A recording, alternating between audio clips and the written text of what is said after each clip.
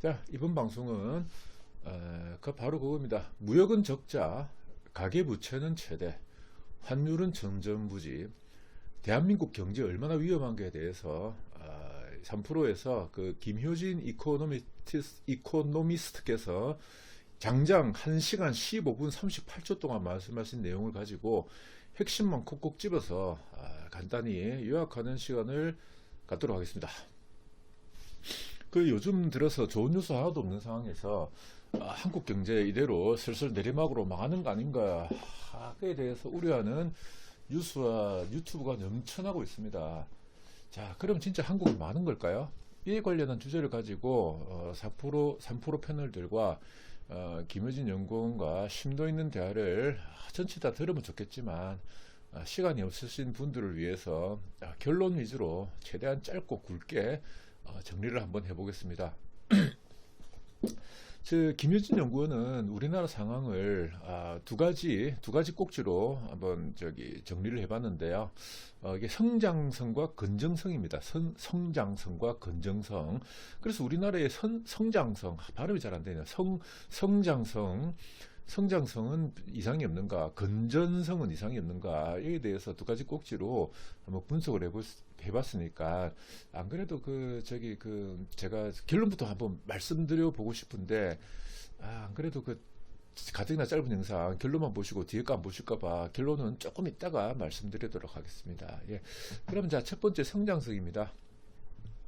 우리나라 지금 성장성이 어떠냐. 지금 일단은 성장성이라면 수출 성장성이죠.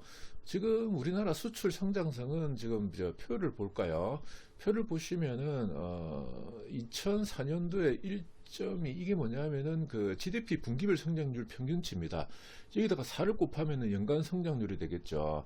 2007년도만 해도 연간 4.8% 정도 성장했던 것이 2023년도 이후에는 연간 2% 정도 성장한 걸로 반토막 났습니다. 경제가 빠르게 저성장 쪽으로 가고 있는 것을 확인할 수 있죠. 게다가 지금 이 표를 보실까요?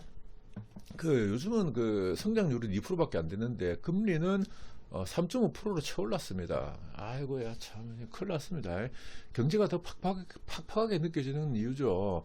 성장률은 짜부라지고 금리는 높아지고 우리가 지금 이중도를 겪고 있습니다. 자, 성장성에 대해서 조금 더 알아보겠습니다. 이 표를 보실까요? 지금 자료에서 보는 것은 1960년대 이후 한국 수출액입니다. 이렇게 이 표에서 보면은 수출이 계속 성장하고 있는 것처럼 보이는데, 사실은 이게 1960년대 보릿고개 때부터 그래프를 뽑아가지고 봐서이고, 코로나 때 이제 월 600만 불 달성 이후에 최근에 다시 굉장히 빠른 속도로 꼬꾸라진 것을 확인할 수 있습니다. 그래프만 보면은 2000년도 중반에 거의 50도 각도로 수출액이 성장하고 있는데, 이것은 아무래도 중국 때문이겠죠. 여튼 수출이 지금 급속도로 빠지고 있습니다. 자, 2010년도 중반쯤에 그래프가 개막원을 지금 이루고 있죠. 보면 2010년도 중반쯤에 이때 또 코스피가 박스피를 아마 나타내는데, 이것이 바로 이제 수출과 코스피의 상관관계를 현실히 보여주고 있는 것입니다. 이때 코스피가 박스피가 되겠죠. 자, 그런데 이제 우리나라만 이렇게 수출이 이제 갑자기 이렇게 꼬라박아가지고, 이 코로나 이후로 꼬라박아가지고 이 모양 이 꼴을 하고 있느냐. 자, 그러면 세계 수출은 어떤지 한번 보겠습니다. 이 그래프를 보면요, 1970년대 이후에 세계 GDP에서 물동량이 차지하는 비율입니다. 보시면은 1970년대 GDP 대비 물동량이 25%에서 지금 현재 55%가 넘는 것을 확인할 수 있죠. 1970년대 우루과이 라운드와 중국의 성장을 거쳐서 물동량이 급속히 증가되었다가 2010년대 이후에 물동량이 멈춰져 있습니다. 우리나라 숫자하고 똑같습니다. 따라서 우리나라만 이렇게 수출이 이렇게 꼬라박는 건 아니고, 세계 경제와 마찬가지로 동조해서 수출이 꼬라박고 있는 것이죠. 우리나라가 한참 성장하던 예전과는 달리 판이 많이 바뀌었다고 보시면 됩니다. 자, 그러면 이제 지금 현재로 이제 우리나라뿐만 아니고 세계는 물동량이 한정되어 있고, 결국은 이제 우리나라 세 개나 전부 다 이제 나눠 먹기, 보스레기 지살 뜯어먹기 판입니다.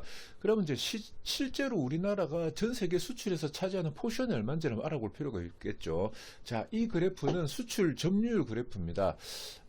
한국은 지금 수출 2.7% 내외 점유율을 가리키고 있고 2010년도 위에 정체되어 있는 상황이죠.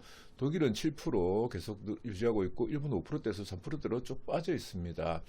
한국은 지금 2000년대 2%대에서 지금 뭐 한 10년간 3%대, 뭐 어떻게 보면 뭐 2%에서 3% 성장을 뭐 한 150% 정도 했다고 볼 수도 있지만 사실은 지금 10년간 정체되어 있는 상황입니다. 그래서 이제 진짜 성장성 차원에서 보면 이렇게 수출만 보면은 성장성 의미 봤을 때 지금 전 세계 환경이 녹록치 않고요. 우리나라가 여기서 점유율을 늘릴 수 있는 방법도 그렇게 쉽지 않게 보이고 특히 지금 우리나라가 지금 중국 중국 수출이 굉장히 지금 죽을 쓰고 있죠. 우리나라가 만약에 이제 그런데 진짜 이게 수출이 아무라고 그러면 외국인들이 우리나라 주식 다 팔고 주식 사지도 않을 건데 또 그것만 아닙니다. 자. 왜 그럴까요? 지금 이제 한국 국가별 수출 그래프를 보면요. 2000년대에는 대미 수출이 중국 수출을 앞서고 있다가 2003년도 이후에 대중국 수출이 이미 미국 수출을 앞서가지고 급속하게 이제 급증했습니다. 그러다가 2023년 이후로 다시 급강한 것을 볼 수 있는데 이 부분이 매우 우려스러운 부분입니다. 그래도 뭐 한국의 특성상 다른 나라와는 달리 수출 품목과 수출 국가가 다변화에 굉장히 빠른 속도로 보이기 때문에 우리가 한 가지 희망을 찾는다면 바로 대아시안 상대입니다. 자, 이 표를 보시면 한국의 대중 수출이 늘어난 만큼 대아시아 수출도 늘어난 것을 볼 수 있습니다. 왜냐하면은 이게 지금 다시 한번 이 그래프를 보시면 한국의 해외 직접 투자 설비 투자 비용이 아세안이 굉장히 높아지고 있죠. 따라서 지금 우리나라가 중국 수출이 지금 꼬라박고 있는 거는 만회하기 힘들지만 과거에 기타 국가 취급을 했던 대아시안을 상대로 수출을 한다면은 몇 년 동안은 한국의 마켓시어가 급속히 줄었다는 소식은 아마 접하지 않을 것이라는 그런 말을 합니다. 희망은 아세안이라고 말을 하고 있죠. 따라서 성장성에 대해서 다시 한번 결론을 말씀드리면 대중국 수출이 꼬라박고 있는 것과 그리고 우리나라 포션이 3%대 밑에서 멈추는 것은 굉장히 좀 우려스러울 일이지만 그래도 대아시안이라는 수출 국가 다변화, 그 다음에 수출 품목 다변화 예전에 그때 했던 속도를 갖다가 이제 반영을 해서 보면은 그렇게 그게 우려할 만한 수준 아니다라고 이제 김유진 연구원은 말을 하는데 글쎄요, 저는 글쎄요일 수 있습니다. 글쎄요입니다, 글쎄요. 자, 그 다음에 건전성에 대해서 봅시다. 우리나라 건전성은 지금 달러가 굉장히 약세죠, 그죠? 달러가 지금 달러가 약세에 불구하고 원화는 더 약세가 돼가지고 걱정이 많은 게 사실입니다. 그런데 이 그래프를 보시면 사실은 달러 지수하고 달러원 환율의 그래프를 보면 완전히 같이 움직이지도 않고 앞서거니 뒤서거니 어떤 때는 달러 지수가 높았다가 어떤 때는 달러원이 높았다가 하고 있습니다. 지금의 상황도 달러 지수를 따라간다면 이제 우리나라 달러원 환율이 한 1270원에서 80원 정도 해야 되는데 지금 1330원 왔다 갔다 하고 있죠. 이게 근데 예전에 비교해보면 크게 차이 나는 것도 아니고 그냥 기분이 살짝 나쁜 정도라고 말할 수가 있다고 볼 수 있겠네요.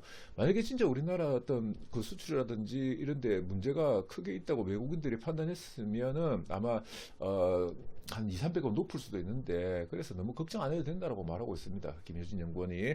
그럼에도 불구하고 여기저기서 우려의 목소리가 나오는 이유는 무역수지 적자 때문인데 한국은 사실은 이제 굉장히 좀 건실한 나라였습니다.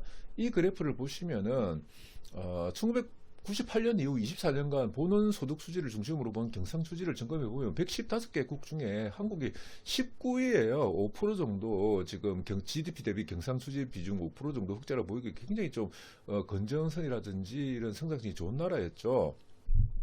그런데 최근에 이제 한국의 경상수지가 적자가 나기 시작했고 이것이 이제 고착화되면 경제도 많이 훼손되고 달러원 환율도 오르는 게 아니냐는 걱정들이 많습니다. 특히 중국 제품들이 한국 기술을 거의 다 따라잡음에 따른 메이드 인 차이나의 메이드 인 차이나와의 경쟁력이 지금 한국 경쟁이 많이 떨어진 것도 사실이에요.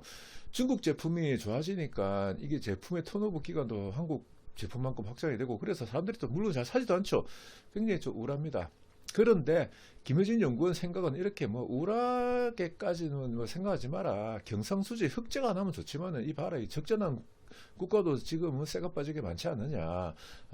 그 장장지 적자가 나더라도 우리나라 뭐 외환 보유고에 빵꾸 안 난다.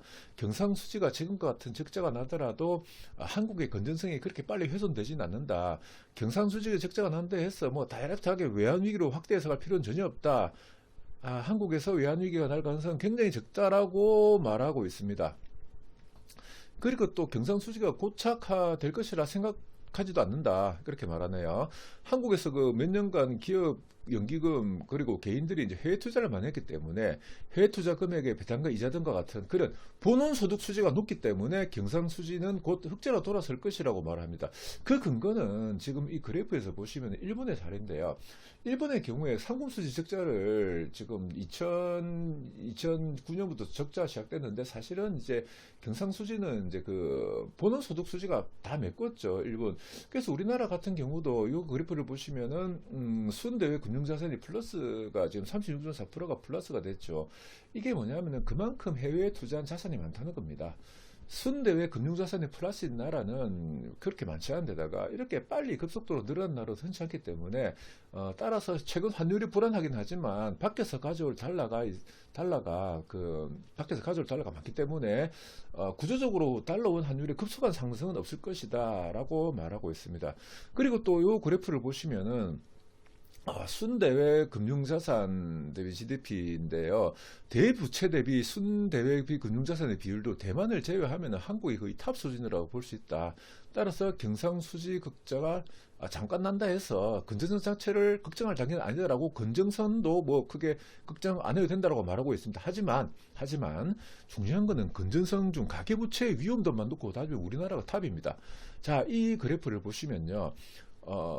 GDP 대비해서 그 가계부채가 지금 100%가 넘고 있어요. 지금 굉장히 와드 그레이트 시애탄 상태죠.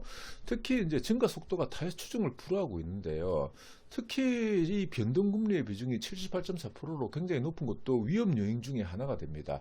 가계 부담이 굉장히 큰 것도 사실이고요. 이것이 시사하는 바가 뭐냐면은 한국의 성장률이 지금 2%인데 한국의 이자 부담률은 GDP에서 4%가 넘습니다. 이게 무슨 말이냐. 월급은 2% 올랐는데 이자는 4% 오른다면 당연히 소비활동은 줄을 뜰 것이고 이것은 반드시 해결돼야 될거 아니고 반드시 해결돼야 됩니다. 반드시 해결돼야 될 문제입니다. 이 뭐 성장하는 것보다 가계 이자가 높아진다면 이것도 중장기적으로 굉장한 심각한 문제가 됩니다. 왜냐하면 자 이거 그래프 한번 보실까요?